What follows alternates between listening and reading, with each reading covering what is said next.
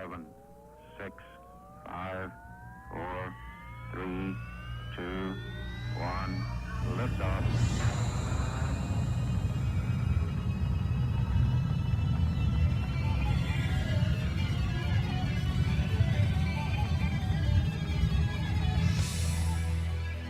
Better believe it, the Spirit of Radio is alive and well on a Thursday night, March 23rd. Welcome in to the Shooters Gallery on the Beyond Ringside Radio Network and ProWrestlingRadio.net. Thank you to everybody tuned in all the way up and down the network this evening. Over 14 different applications carrying a station, and thankful for every one of them. And of course, if you are catching us on replay, hi there, what's up? About 12 different ways to catch us on replay right now. Live from Studio 1B, I am the Magic City Motor Mouth Fast Eddie Layne. 1B, also called my little corner of the cave, which is going to be moving into a brand new facility in about 45 days from right now. Like to welcome tag team partner here on the Shooters Gallery as well on Back to Basics, which will be returning soon. The Phenom. Which? Back to Basics will be returning soon. Shooters Gallery is right now. Like to welcome in the Phenom, Phil Stamper. Good Lord, man. What is wrong with you? Me, I'm perfectly kosher. And give me time, I'll be pickled later. You beat me to it. There you go. That's what she said. And exactly. Shane Noles slated to be joining us in about an hour from right now. Duty calls. Hey, make the money where you can. Ted Guinness out right now. Will be rejoining us in the very near future. I'm just going to go ahead and blow this one right out of the water. Uh-oh. I was given a heads up warning. See, I don't do spoilers. I hate spoilers, but when Mark Bowman from Beyond Ringside Live got in touch with me earlier today asking, have you read the spoilers for Impact tonight? I said, no, you know I don't do spoilers. He said, well, you're probably not going to like who's coming, but your old friend is coming back tonight on Impact. About 15 minutes ago, it was revealed that a returning She on Impact was not ODB, who of course it is always a pleasure to see. Tremendous lady, always fun to work with, always great to hang out with. It appears that the returning She, so to speak, Gail Kim. I'd love to see her too. One of the best in the industry, period. The polar opposite of a Gail Kim or ODB was the person who walked back in front of a camera tonight. And that would be Karen Jarrett. Look, most people know how I feel in this particular circumstance. Giving Karen Jarrett a microphone is the equivalent of hour 5 on Viagra, which by then hopefully it will have worn off and you're asleep. Giving Karen Jarrett a microphone is the equivalent of crickets chirping in the desert. She brings nothing to the table, in my opinion. And this is Eddie Layne, not anybody else on this station. But as far as it goes, she's done nothing to warrant any type of credibility in this industry other than sleep with Kurt Angle and sleep with Jeff Jarrett. Well, something might have rubbed off. Or in. I'm at a point, I have officially, as of this moment, you will not hear us talk about Impact unless somebody else on this show has watched it. I should have realized when Jeff Jarrett took back over in some capacity or another or became a consultant or whatever the hell he did, that sooner or later it would be back on television. Bruce Pritchard, great to see him back on screen. Dutch Mantell, great to see him back on screen. Jeremy Borash, great to see him back on screen. Great to see some familiar faces from other companies coming on board. But having that individual in the go-home spot of that show blew every iota of credibility and momentum that company could have possibly had. And anybody who genuinely cheers for Karen Jarrett obviously slept with her. Because there's no other reason, if you're a wrestling fan, you would cheer for somebody like that. I'm going to get Karen Jarrett. Said no one whatsoever. Said no one at any time. So, I don't even know what language that was. Short bus. Oh. Exactly. Because even those who rode the short bus know better than to cheer for something like that. Like I said, yeah, Karen Garrett, said no one ever. You don't even want to see the look on my face right now. What is the look on your face, Philip? That pretty much defines the look on my face. You got your own short bus, right? And apparently it ran me over. So, farewell, Von Impact. Alas, we thought we knew you, but we do understand the level of stupidity that some people will stoop to. So, like I said, and WWE's really not doing that much better right now. Now, I'm going to throw this up before I go any further. Philip, brave enough to make a comment? Well, okay. So I haven't been watching Impact. I'm not gonna lie. I am very desperately trying to play a card involving Impact right now, and so I'm going to be very cautious. And I don't even know if that card has any weight to it at all. But I'm going to play it. I mean, like we have said before on this program so many times, we want to see Impact Wrestling succeed. I give up. We want so desperately for it to do nothing but improve. And everybody applauded. Okay, great. Dutch Mantel's coming back. Okay, great. Jeff Jarrett's coming back. And that gave me a moment of pause because people both applauded and booed him out the door at the last, the time before last, I should say, because the last time was when he was trying to put over Global Force on top of Impact. And it is I just don't know if this is a current successful combination, and really what is the direction that Anthem wants to go in, other than going, hey, look, there's the WWE. Look at the platform that they've been able to build and create, and we're Anthem, and we're powerful, and we want to have that. Okay, what do you want for your company? Well, we want that. Well, you can't have that. So what is it that you want? And then build towards it. You can't be WWE version 2 and you're not... My life outside of the world of professional wrestling involves higher education, and people who diminish the quality of higher education call it grade 13. And since we've already had the I'm going to say over a first generation of Impact Wrestling, you can't have grade 14 of WCW run as Impact Wrestling in 2017 and hope for the best and hope that it's successful. That is not saying that there is not great caliber people there, that there's not great caliber talent. It just needs the ship to be frigging right. And you know what, WWE, you have your moments too.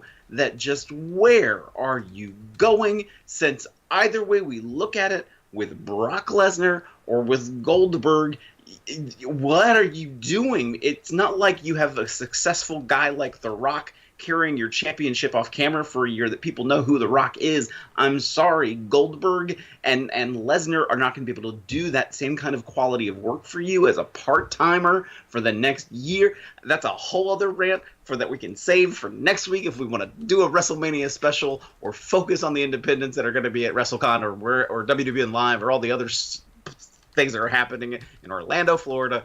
But the world of professional wrestling should not be this overly complicated, and it's mind-boggling at times. Now, as far as it goes, I'm going to go ahead and throw this one at you. I want to go ahead and jump right in on this one. Goldberg Lesnar. With the advent of Goldberg picking up the Universal title off of Kevin Owens, does this match at WrestleMania benefit the championship, Goldberg, or Lesnar in any capacity whatsoever now? Goldberg. The only person this can possibly benefit is Goldberg. It does not help the championship. The championship itself does not need it. It has only so far hurt Lesnar, and if it benefits him in any way, it's just the fact that, okay, now he'll become the champion. If it's Goldberg, it's only if he retains the championship or if he's actually able to put on a successful showing against Brock Lesnar. And so far, the way they have had them to inside of a ring at the same time has been successful. I will give the WWE that much. But if this is going to be your main event of WrestleMania, I'm very challenged by that. Just because I don't see that out game yet. I don't see it, and what I say, like, it won't be a successful main event for WrestleMania if it's kept at that same minute long, 2 minute long, 3 minute long kind of thing inside of the ring. Is you're gonna have really people in a live audience situation who are there for 7 hours. Because remember, they're not just going to get what we're going to see on pay-per-view. They're getting all the pre-show stuff. They're getting a whole bunch of other stuff throughout the course of the day. They're going to be sitting there for 7 hours. And their big WrestleMania moment, the thing you leave on to remember the most of, is going to be Brock Lesnar versus Goldberg. And again, like I said, so far, they have put them together well in matches building up to this moment. But can they pull off a successful event when they couldn't, when they were given a regular length match and both of them were summarily booed out of the building? Yes, there were other reasons, and yes, they were both leaving the company at that time. But I just don't see how this is truly going to work unless there is all sorts of shenanigans and involvements of things that we just are not seeing coming. Somebody gets a last second find whatever you want and goes to the ring, challenges whoever wins the title. Oh my gosh, we're so happy. I don't see the out game. And this, I will say, to their credit, this is the first time in a while I haven't really seen a good out game for the WWE. But I don't think this bode well if Goldberg does not win this match and is not able to pull off a successful match. I don't know. I mean, Lesnar could lose again, and I don't think it hurts his credibility. But winning it, I think, would make it okay for him. And again, it doesn't do anything for the title either way. That's my main consideration. Now, granted, remembering the fact that in the world of Vince McMahon, it has been quoted as the fact that Vince looks at titles differently nowadays than most people do about the professional wrestling and sports entertainment industries. Obviously, because what the hell's been going on with the Intercontinental title over on Smackdown? Look, don't even get me started on that. I have a world of respect for Dean Ambrose. I think is a gifted in-ring performer. But as far as creative handling the situation with him and a belt, oh boy, could they screw the pooch any further than they already have. Other than the match. Oh, they totally could. I mean, there are so many ways you could go so suddenly wrong. But I think they're smart enough not to just do the horribly horrible things that I can instantaneously think of to go horribly wrong. Well, yeah, there's a bunch of ways this could go even worse. I know, and I realized that as I was saying it. Thank you for the confirmation on that. But sorry, no, you're fine. No, I was being sincere. I really was. I know that's hard to do on radio. Trust me, it's kind of hard to discern. It's like, especially with me, because I am so genetically brutally sarcastic about some things. When I'm actually trying to be sincere, it comes across as a level 3 sarcasm when it's not even meant to be that. I apologize. Yes, I just apologize. Shut up. And no, as far as it goes with the Universal title, the Jericho-Owens match would have been so much more highlightable if that belt were still involved.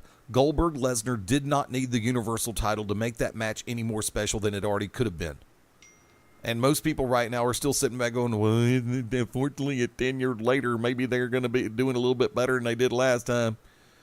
Yeah, because I'm pretty sure there's an armed firing squad waiting in guerrilla position for after this match. Kind of wonder if there's any iota of Vince's brain that is sitting back going, they better not do this again. You know, I think there's an element of Vince's brain going, and I can't wait for this to build for Roman Reigns. Oh, boy. Let me finish that part and we'll move over there. WWE has done a remarkable job of making the push for WrestleMania to this point, especially on Monday Night Raw, completely and totally lackluster at best. I've brought up some things on social media in recent days. Number one, who has done more face heel turns in the last 3 years? Mark Henry, Big Show, or Stephanie McMahon?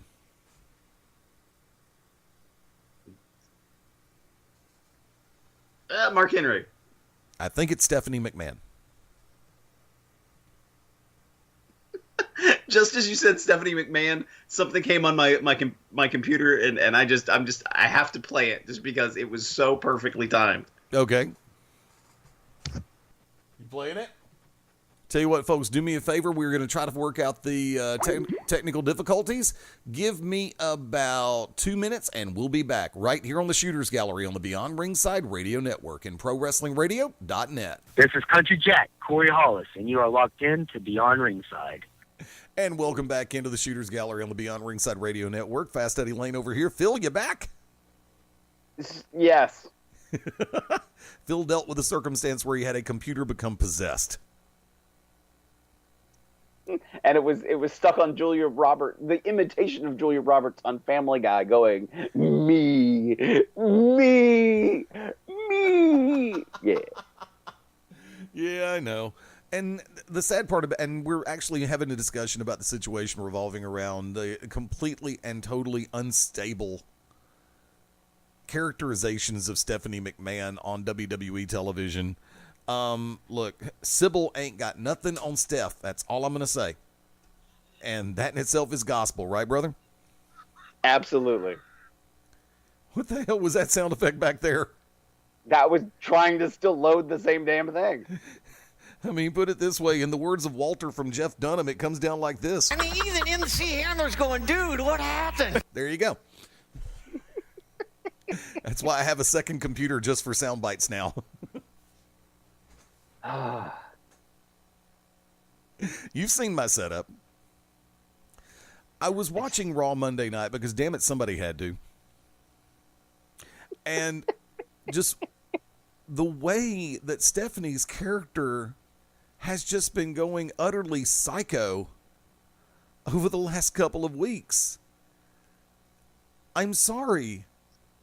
You know, at least Stephanie brings something to the table, unlike the person I mentioned in the previous segment, which I'm not going to mention that name anymore unless I just get utterly and totally peeved again. What name would that be? That individual. I mean, my final word on the Karen Jarrett situation, for Impact to put her in the go-home segment, the final segment of the show, the segment that is normally resolved for high-drama situations, for championship matches, for cruxes in a storyline where you have pivot points and turning points, for them to put her in that segment insults me. Insults me as a fan, insults me as a person who has worked in this industry for over 30 years, insults me as a broadcaster, and frankly, everybody with Impact Wrestling should be freaking embarrassed that they did that. Plain and simple. It's like, okay, what if MCW has an all-star card? Or GCW has an all-star card, and they put the championship main title match third on the card, and the final match is being scrubbed for a car wash. It would make no sense. Not even if it's a bikini car wash. Hello. But the fact of the matter stands. My final word on that is it is insulting. It should be insulting to every wrestling fan, to every person who works in this industry, that Impact would basically put Kurt's ex, Jeff's squeeze, in the go-home spot, regardless of what the hell it's for. There's no way that they could make that interesting. Squirrels mating in a cage at 2 o'clock in the morning. would have more pertinent relevance than Karen Jarrett? Why was the first thought in my head Barry Darsow and Dustin Runnels in the flatbed of a truck? That's funny. That's really funny. I had one that actually, I think you just topped the one I was about to use, because the one I was about to use is going to be crass as hell. I got into a side conversation today, and goodness forbid if my computer will actually survive the 5 seconds to pull up this random conversation. Somebody was trying to put over the main event of WrestleMania of Lesnar and Goldberg into this big, huge, gigantic thing. You can't. And I the way I spun it, and I'm trying to see if I can get to it. He was trying to make this point, and this is somebody who's in the business, somebody whose opinion I do respect, who made a comment that Goldberg draws more at 50 years old with 30-second matches than AJ Styles could do. And my direct response was, yes, if he was booked that way. If Goldberg was given the gimmick of Glacier, he wouldn't be. And then somebody said, I disagree. Goldberg would have been an awesome Glacier, to which then I agreed. But, okay, that's funny. That's funny. And I feel really bad because I suddenly forgot the gentleman whose name is Glacier. His Ray real Lloyd. name. Ray Lewis, thank you. Ray Lloyd. Ray Lloyd, thank you. No problem. Let's imagine he was brought in as Goldberg and he was built as the Goldberg gimmick. Would we be celebrating Ray Lloyd right now? I'd rather see Hornswoggle as Glacier. That'd be funny. That would be freaking funny. It kind of would be. Yeah, I know. But, no, seriously. And I'm just going to go, you mentioned the double R a minute ago. And I'm sorry if I seem like I'm really on a tear tonight. I really don't like me when I get like this. And a lot of people are sitting back going, go, Eddie, go, go, go, go. Believe it or not, it does happen. While I was doing some Facebook surfing the other day, going down the timeline, I do subscribe to the Taz show, and I'll be honest with you, I've never listened to the first episode. With all due respect to Taz, who I have a lot of respect for. His handler on Facebook, quote, "Why does Roman Reigns have such a hard time getting over with the WWE Universe? Taz believes that social media has made it harder, and he even questioned if the same thing would have happened to himself or even the great Hulk Hogan in their prime," end quote. No, because in my mind, Taz was able to deliver on who he was. He's this tough guy from the Red Hook district of New York. He came out as a tough guy. Well, I'm not talking about when he was the Tasmaniac. I'm talking about when he came out as Taz. Right. Taz was legit a bad dude. Like, he came off as the guy you didn't want to mess with. He didn't have to try to cut these, high quality resolution promos. But then when he did, it meant something and it spoke volumes, but it addressed really at the core of who he was. Roman Reigns is just not a good entertainer. He is not a good professional athlete. Professional wrestling athlete. I'm not saying he's not athletic. I'm not saying that there haven't been moments where it's like, well, that was a good one. But for the most part, he doesn't come off as genuine, which is hard too. Talk to any actor, talk to other people in the world of professional wrestling. You have to come off as genuine. You have to be believed. And he lacks that ability. He doesn't connect to a crowd, and they turn on him.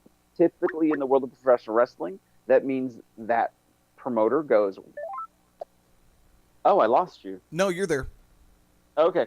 I heard bleeping and blooping. So typically that means, in the world of professional wrestling, okay, well, the crowd, we just keep, we're trying. Okay, it's not working. Let's turn him into the bad guy that we really could. Really, really super could. I remember at the time when Cesaro was under the leadership of Paul Heyman and they dropped him, I was like, that is a perfect spot for Roman Reigns. Roman Reigns needs to be under somebody else who can speak for him and build him up into becoming this gigantic monster that he should really be. Low speaking, big fighting, be just an asshole. And they missed that opportunity. And every chance they've had to do that, they missed that opportunity. I think for a while now, and I'm sorry if I've taken the moment you were going to do. I'm so sorry. No, keep going, dude. Keep going. I think on a couple levels. I think they were afraid because all of these different stars kept getting hurt. I think they knew in the future they were going to lose John Cena, and they wanted to build into the next John Cena, who I still swear they're trying to make Mojo Rawley into the next John Cena, and I've seen that coming from NXT for the last however long Mojo Rawley's been in NXT. He is the same guy. He is John Cena. Anyway, I think they have this plan that Roman Reigns would save the day. And you know what? If they're thinking that in this day and age, even a couple years ago, that social media ruined Roman Reigns, I think you need to go back in the Wayback Machine about 10 years ago and figure out that it was the internet that created CM Punk's success in the WWE. And that turned the page for how things were happening in the WWE, or otherwise we would have had WWE heavyweight champion Ken Dome. Now, and I don't mean that negatively. I love Kenny. Like, WWE, why did you not book him again and keep him under contract when you had the chance? And I mean this legitimately. He was promised since the age of 14, 15 years old from Dr. Tom Pritchard that he was going to be built into the youngest WWE champion in history. And what happened when he got to OVW? CM Punk was there. And that turned a tide on a whole new level and a whole new different platform for WWE, which then, if you look at it, catapulted to what's happened today for the world of NXT and the folks that have come up from there, and how WWE has signed a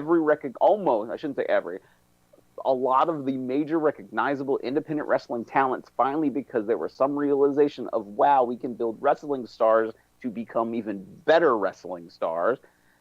And CM Punk was really the leader of that ship. In many cases. I know you can make other cases for it, but really, I think he was that guy.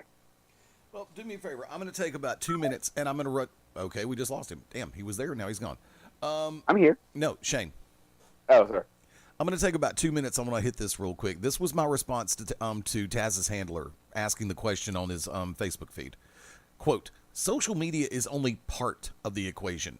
When you deal with a ton of news/dirt sites that love to leak stuff to the fans, and the news about Reigns getting the big push set off a ton of people, not just on traditional social media.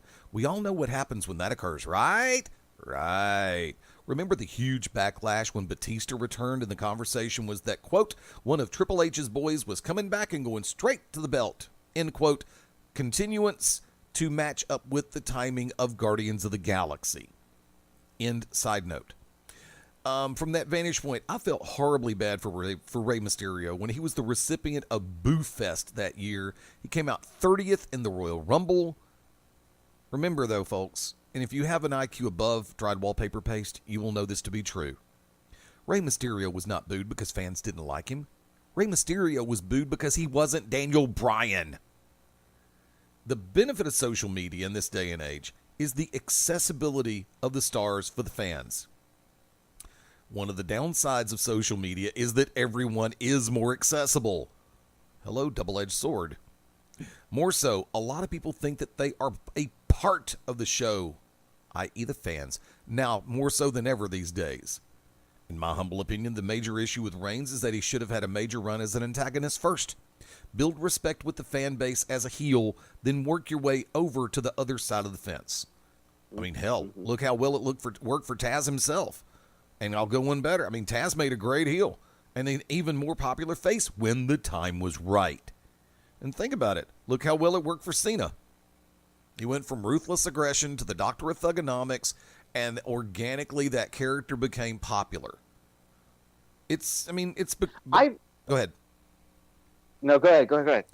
For the most part, though, for Cena, it's become fashionable, not to mention a lot of fun, to boo Cena. Real quick about Reigns himself. His character comes across as one-dimensional. WWE creative seems unable to offer a defining line as to who he really is. You can't make a badass look vulnerable right off the bat. He was at his best in the Shield as their enforcer. 2, his microphone skills are not the best. When he goes long form on a promo, he looks lost. He sounds his best when his sentences are short and to the point. Number 3, get rid of the damn logo on his chest. It looks too much like a cartoon character. Granted, that works for a lot of the kids. And we all know Vince and the WWE are trying desperately to keep that demographic. Where the kids go, mommy and daddy's money will follow.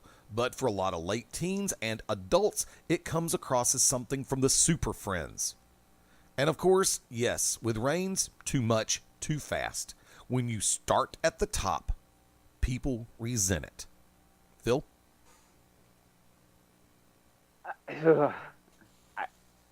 All of that, yes. And that's just, again, there's that whole sense of the lack of genuineness. I just think, I agree with you. I think they missed the opportunity for him to be antagonistic.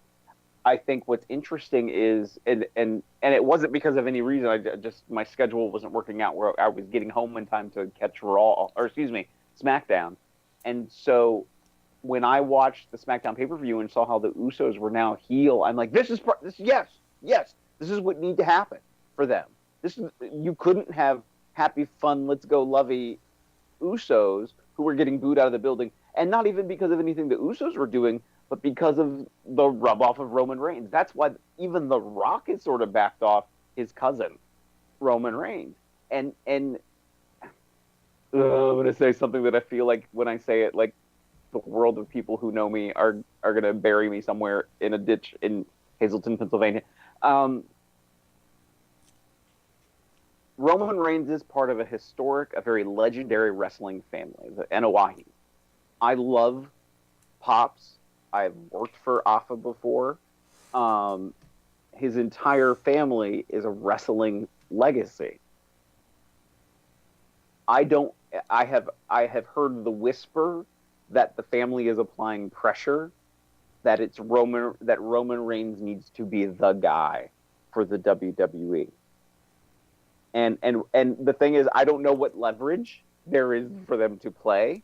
At the same time, like, okay, it's not working. And even if it's true that the family is pushing this, the family who has a history in the world of professional wrestling has to see, okay, this isn't working. And, then the family needs to regroup and present something different. WWE, okay, you are a television program. I'm sorry if I'm bursting anybody's bubble. WWE is not wrestling on television. It is a television show that, oh yeah, sometimes wrestling is on it. The creative minds are supposed to be television show creators, and they're not able to create a positive situation out of this where they are currently at. And this whole malaise of, like, it almost kind of started okay when they were doing the whole, like, now I've even forgotten the phrase, like, you don't have to like me, I just am me, or or I am the man, whatever it was the statement was. I kind of liked it because it was making this sort of statement, like, okay, fine, boo me, cheer me, I'm just here. But it became, instead of like, I'm just here in an aggressive way, it became like, I'm here, very passive. And it's like, that's not what you need. And I wish I could take, and I swear if I thought I was going to say this 8 months ago, I would have slapped myself silly. I wish I could take the aggression and the sometimes ruthlessness I can see in a Braun Strowman and implant that inside Roman Reigns and say, be that guy. And even though go ahead. I was going to say, because honestly, in the last, I wouldn't say in the last maybe 4 to 6 months, the most surprising development I've seen out of any WWE superstar has been from Braun Strowman. Yeah, I know. Amazingly enough, he's actually become somebody I can bear to watch on television. I mean, it's totally flabbergasted me in that particular regard. He's become enjoyable to watch on TV. Tell you what, hang tight for one short second. I'd like to welcome in tag team partner Shane Noles. What's going on, brother? Good evening, Eddie, Phil. How are you, gentlemen? Oh, fair to Good. How are you? Fair to Peachy Keen. Fair to Peachy. That's a new one. I said fair to Peachy Keen,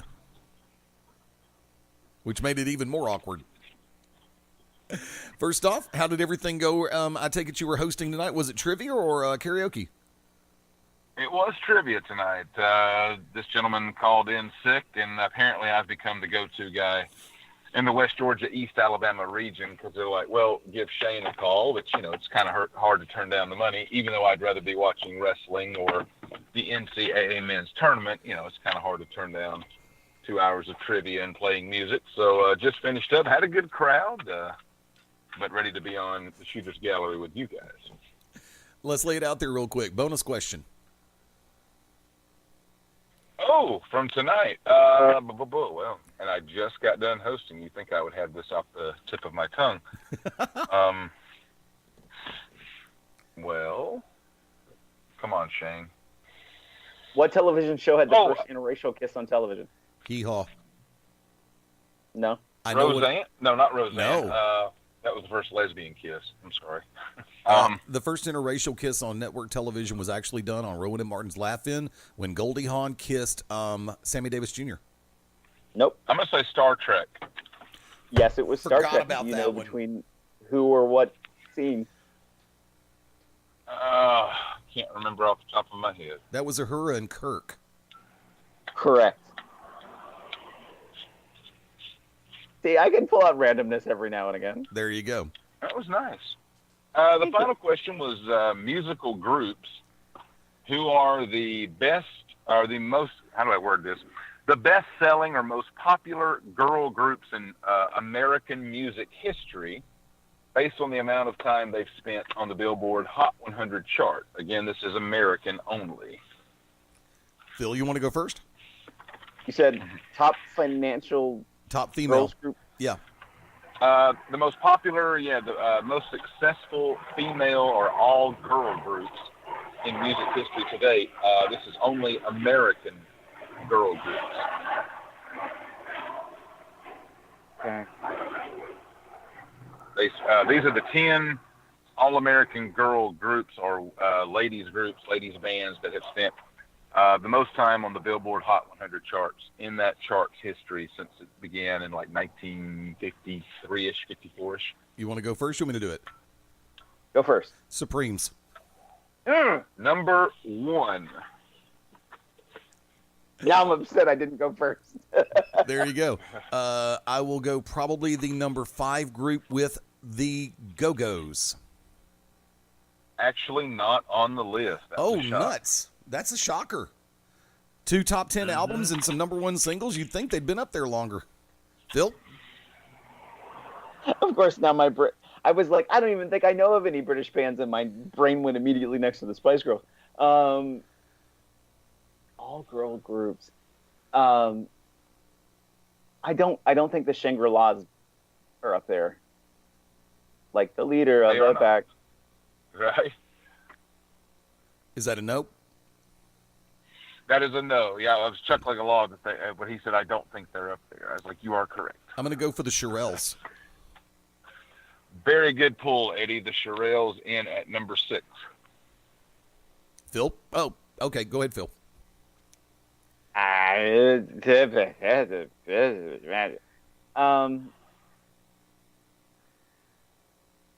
Destiny's Child. Number 2. Damn you. Then I'm going to go back old school and hope for one of the hottest ladies in pop music ever, Susanna Hoffs and the Bangles. Number 4. Yes. TLC. Number 3. Salt and Pepper. Not on the list. I hate everybody. So to recap for those listening, they have the Supremes, Destiny's Child, TLC, the Bangles, the Shirelles. And Salt and Pepper was not there. I'm mortally pissed. The Judds? No, that was a good. Nothing in the country realm. Neither the Judds Or the Dixie Chicks. The Dixie Chicks on the list. When the Dixie Chicks finally charted in pop, they were actually not ready to make nice. And neither was the rest of the country. Shoot. I had one in the brain, and I can't. Oh, Lord, have mercy in heaven. I'm going to go hard rock and say Vixen. No, but that's a good guess. Thank you. Did you already say the Pointer Sisters? Oh, crap. He did not. They are on there. Yeah. I hate you very No, much. Sorry. You said Bangles. That was it. Yeah, I said the Bangles. Yeah. No, Pointer Sisters are on the list. Rat farts. Good Lord. Any other time I could rack off about 30 different groups. Sister Sledge. No, not on there. So we are. This is so old school, but my brain is going like, think of girl group songs, and this is my brain trying to pull things apart. Who was the group that did like Boogie Woogie Bugle Boy? No idea. The Andrews Sisters. Are the Andrews Sisters on the list? They are not on the list. No. Unfortunately, all their songs were just about before the Billboard charts. Before the charts, yeah. Gotcha. Boogie Woogie, Choo Choo Train, yeah. I am having the hardest time thinking of another solid girl group. Every other person I'm thinking about right now is solo artist, and I know, good. I'll give you two clues. Two of them begin with the same letter, and number 10 is very old school, as in that genre, the Shirelles, where you were at. My brain's going like dancing in the street, yeah. I thought that was. But now I can't. Okay, that was the Shirelles. I don't think that was the Shirelles.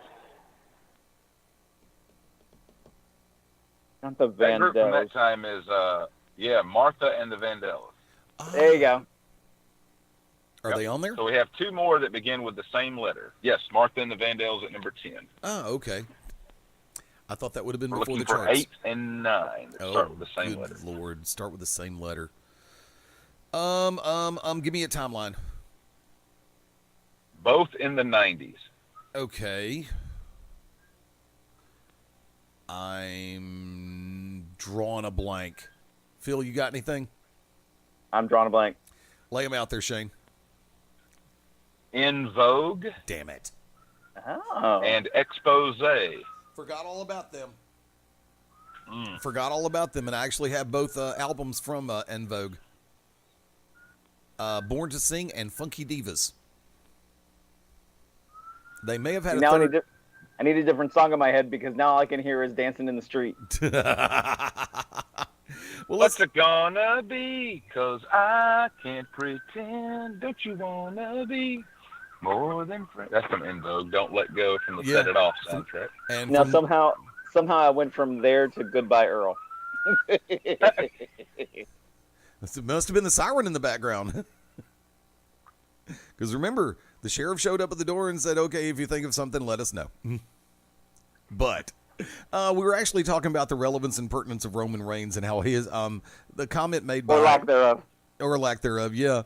So as far as it goes, the question was brought up by one of his handlers, referring to Taz, one of his handlers on social media, that Taz was wondering if social media is part of the problem that Roman just cannot seem to get over for any kind of period of time. Let me go ahead and get your thoughts on that. I think it plays a part in it, but I'll say this. There was no social media when Ted Arcidi couldn't get over. Half the listening audience just to a went, greater who? extent. I know they don't know who that is. There is an LJN figure of Ted Arcidi, kids. God, I forgot all about that. At one time, I remember as a child that in the Four Horsemen, it was like they wanted Steve Mongo McMichaels to become the next Ric Flair at one point. Like, I have this conscious memory of them trying to put him over and me being like, I don't think I like him. It's like that kind of mentality. Like, we're just going to drill it home so hard, and we're going to make you think that you want to like him, but you really don't. Yeah. That's pretty much the way I look at things right now, too. To another extent, it's like Bill Kazmaier in WCW when they tried so hard to get him over and it just didn't work. Mm-hmm. Imagine, and Taz's handler brought up something that I'm not sure if Taz says it or not. Like I said, I don't listen to the show with all due respect to Taz. I just happened to see it on social media. It caught my attention. And what would have been the result if in 1984 and 5, when Hulkamania was just starting to launch, if we'd had solid social media back then? Shane? Well, we as a fan base had not been subjected to what we've seen since 1984. So trying to go back in that time frame, if social media was around when you had been accustomed to seeing Jimmy Snuka, Pedro Morales, and Bob Backlund, again, that's difficult to say because, again, with so many changes in the world and pro wrestling itself since 84 that we now sit with Roman Reigns, not being the internet darling, I think Hogan's shtick would have gotten tiresome a lot quicker had social media been around. I don't think they could have went 6 years from 84 to 90 with him on top as a babyface. Phil? I think absolutely. Actually, at the start, I think he would have been the internet darling in 1984 because he would have been coming off, Rocky, off of Rocky, and because the success of Rocky is what got Hogan back in the WWE because he was gone for a little bit. And so, like, I see that especially is like that is a very similar kind of today, like, rallying point that I think social media would have gone behind in that day. But even then, that would have required that audience to have a little bit more of the current day sort of smarkish understanding of the way wrestling is or works. Right. That just didn't exist then. One more I want to throw out for this segment, and we're going to be going shameless in the next segment, guaranteed on that one. We've got a lot of ground to cover. Based on the last couple of weeks on Smackdown, is it safe to say that Miz they finally got it right with Mike Mizanin? Lo and behold, with what he's been doing on the microphone the last couple of weeks, shots fired at Cena, shots fired at Nikki Bella, in a huge way, knowing, as I said earlier, it's fashionable and fun to boo Cena. Thank you, Edge. Did they finally key in Miz's character to tune into that, to elevate to where they've wanted him for a while? Phil? I think he tuned himself in and got there, and you're right. I just think they realized, oh, wait a minute, we have this magnifying glass that we can turn it our will. So let's do it. Shane? I always refer to pro wrestling as pro wrestling. For the last several years, they like to tell us it's sports entertainment. And to me, I found the entire Total Divas spoof with Miz and Maurice highly entertaining. So, yes, they're onto something.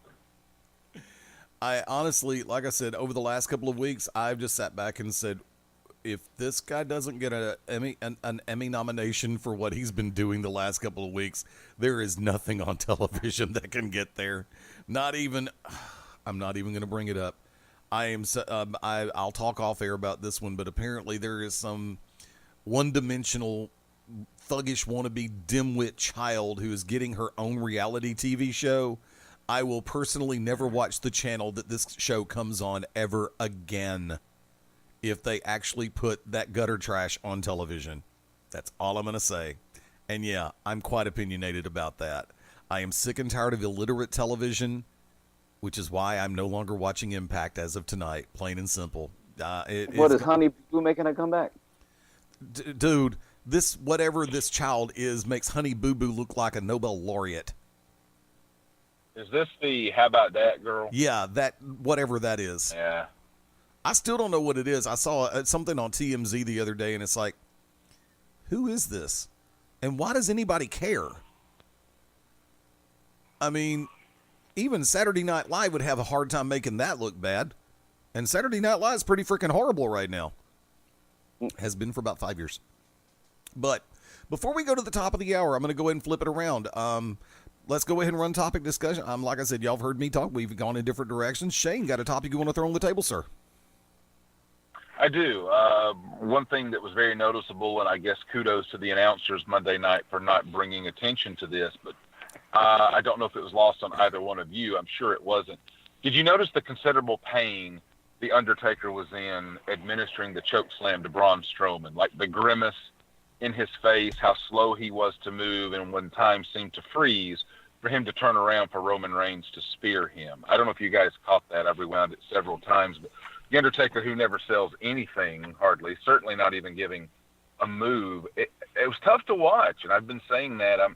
I'm almost tired of seeing The Undertaker drug out at WrestleMania as, like a showcase to get him on the card.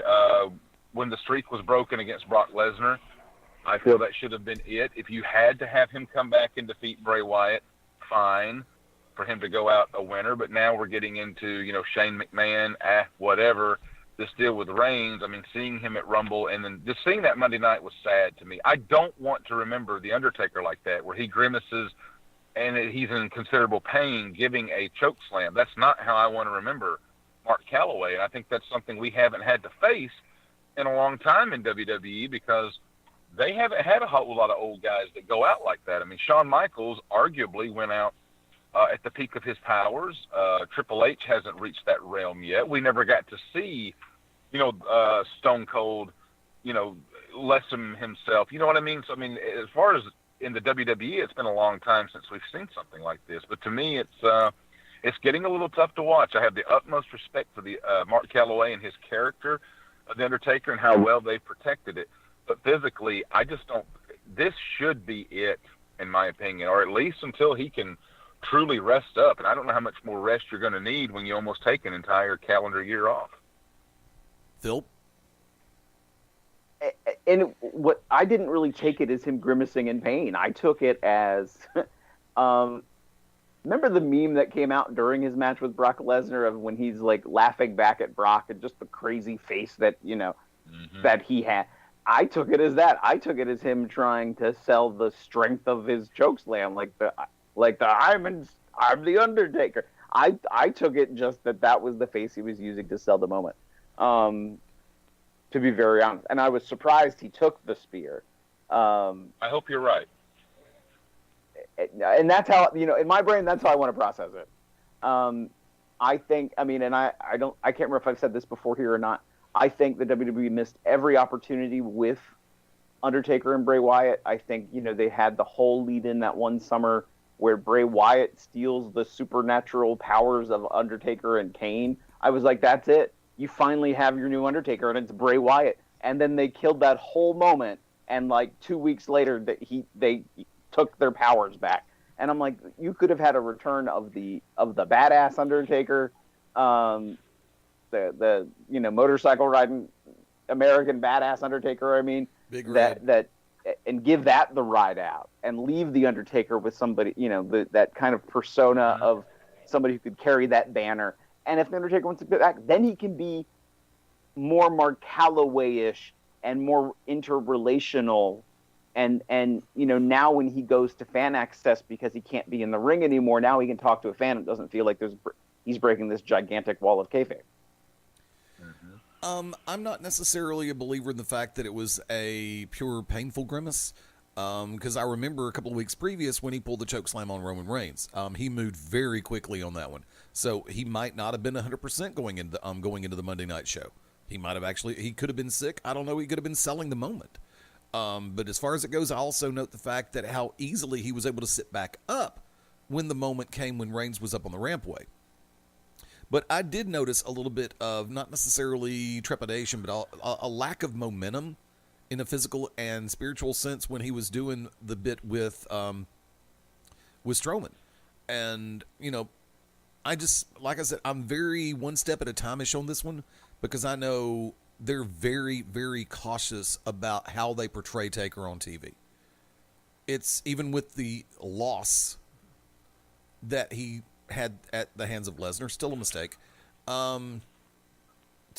Peanut butter and sour cream. They are still quite guarded in the way that they let him carry himself on television. So I think in this particular circumstance, I think it had something to do with the moment. The way that they were trying to portray him on television doing this entire scenario. But yet for the last, 6 years, they keep putting Taker over as the old gunslinger. It's like, really? You're just going to keep calling that back up into the forefront? It's like, come on. We all chronologically age. That's normal. I've come to terms with it. Yeah, for the most part. 12-pack of beer later. Yeah, I'm fine. 12-pack of Jack Daniels later. Yeah, I'm fine. 2 days later, I'm not fine. But that's an entirely different animal. I hate Jack Daniels. I'll drink a half case, not a whole case. But yeah, like I said, I know that they're very meticulous and very cautious and very guarded in the way that they let Mark go over on television. So I think this might actually have been playing directly into their hands, where you can look at it so many different ways. And that's something that is a good thing in this day and age. He's got a character that can still be classified, even though he is very stayed stoic and some would say one-dimensional. It's multifaceted. And it's a constant, which is a good thing. I've always been one to say there were some things in this world that should be tantamount. Flair's record should have never been tied, much less broken, and the streak should have remained intact.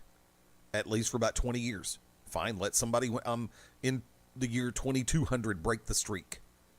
Let somebody in the year 2200 break 16, 17, which Flair had more than that. Vince just won't acknowledge him. But, tell you what, we are going to head for the top of the hour break. Hang tight, hour one of the books. When we come back, the Shooters Gallery goes shameless, and then some. You are listening to the Shooters Gallery on the Beyond Ringside Radio Network and ProWrestlingRadio.net. This is Country Jack, Corey Hollis, and you are locked in to Beyond Ringside. This is Evan Ginsberg, associate producer of the movie The Wrestler, host of Legends Radio and Legends TV, and you're locked into Beyond Ringside.